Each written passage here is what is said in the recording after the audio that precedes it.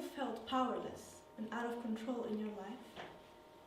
Or have you ever felt so small that regardless of how you do things, they will remain the same? Well, the people we will be talking about today have probably never felt this way. They are the members of high society, the upper 1% of our society, with wealth so great we can only dream of. Yet they are undoubtedly misunderstood all over the world. Now let me show you something. Here is this very small number. You don't even know how small is this, don't you? This number represents the percentage of the world's billionaire divided by the world's population. Or to give you a better understanding, I can say that 1 out of 4 millions of people is a billionaire. Or you can imagine Budapest population, you take it twice, and there's only 1 billionaire in 2 Budapest. Today in the world there are 2,095 billionaires, and they're just enough to fill up Nagykovácsi's half. Because Patrick is from Nagykovácsi. This number is a relatively small number, only a few happen to become billionaire. But why is that? Is it really hard to become rich?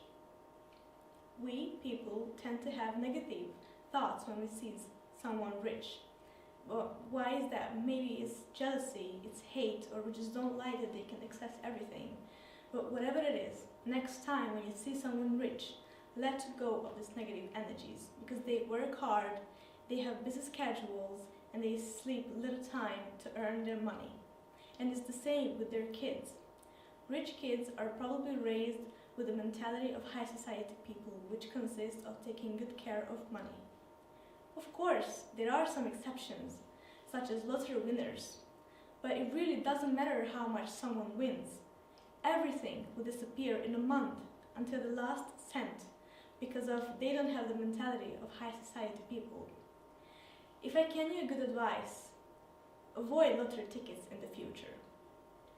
Rich people have to shoulder enormous burdens that normal citizens cannot even imagine.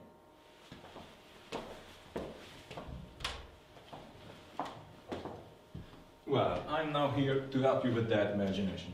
I've done my research and I've brought some quite interesting responsibilities to daylight. First of all, this piece of information might shock you, but rich people often come together to play the most boring game on earth, golf. Of course, this activity goes hand in hand with the company of beautiful women wearing bikinis. Besides that, they love gambling. They love gambling on horses or any kind of sports. Another activity attributed to rich people's lifestyle is the casino. They can choose from a variety of games like poker or blackjack, or they can throw the dice. Let me have a try. Yeah, I'm unlucky again, but they don't really mind losing money, do they?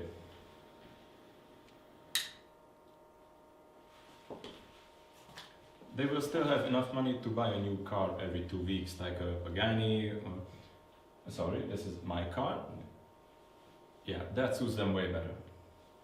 Another important responsibility of rich people is charity. I know it can be hard, right? But keeping a smile during these events and having boring conversations with other rich people can be quite boring, exhausting, you know? So, putting the stereotypes aside, let me convey their real responsibilities with the help of my dear friend Elon Musk, the guy who is busy sending humans to Mars. He has a ton of responsibilities no one considers, but he's busy working 80 to 100 hours a week because he has to manage quite a few companies. Here we could list SpaceX, Tesla, and Neuralink. Besides my friendship with Elon, I have a great relationship with the Rothschild family as well. I know they are hated by a ton of people, but I am here now to prove them wrong. Because since the outburst of COVID-19, they have done great service to afflicted people. They have provided more than 800,000 meals for vulnerable people and more than 2,000 masks to frontline workers. But I don't want to annoy you with the details. Instead, let me sum up the main points. Firstly, they are high advocates of the poor. Secondly, they are fostering our community. And thirdly, they are doing their best to improve our general living circumstances. They are the true guardians, not of the galaxy, but of the society.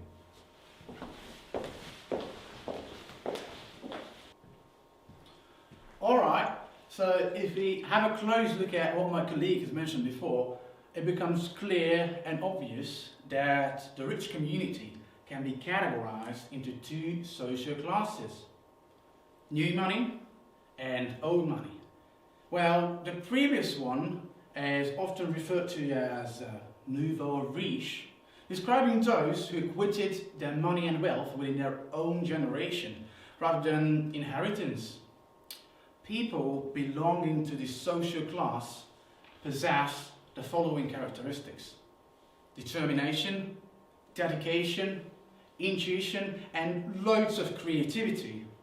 I mean, these are powerful tools in life, therefore they have loads of enemies, because these catch the eye of many people while filling their hearts with hatred.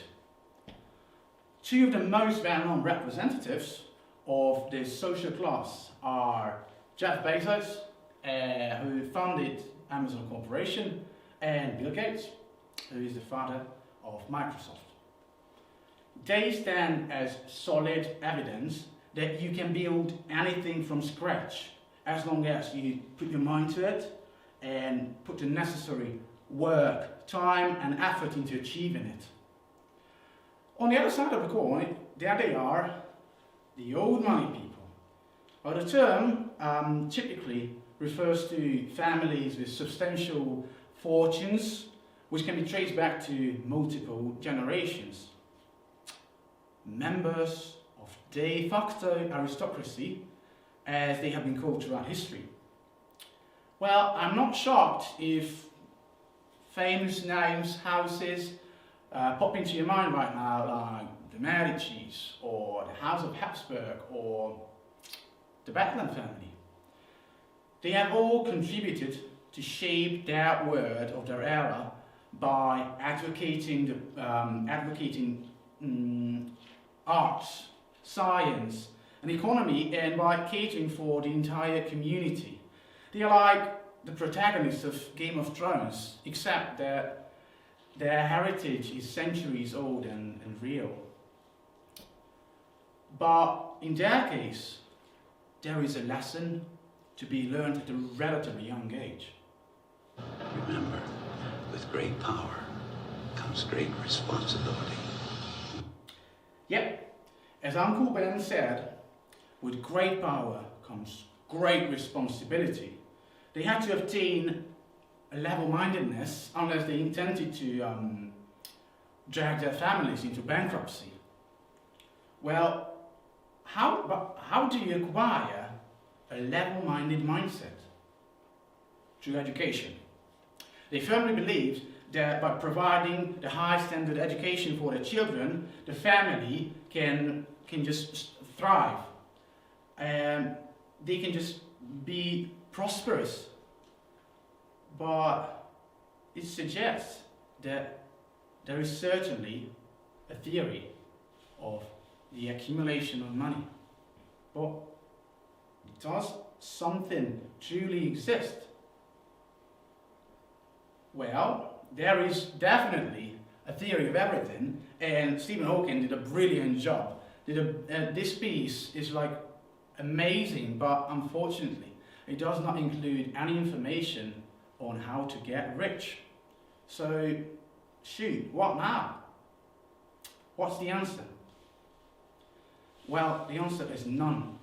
No theory of such exists. All the people who took their rightful place in the society achieved something great by working extremely hard, because the key is work, work, and work. the rich people know that things of worth mention do not come easy. They don't just fall into your lap. They know that you must feel the pain of toil if you want to taste the fruit of it. They know that hard work always pays off. Woo! No. All right. Sì, totale basta, non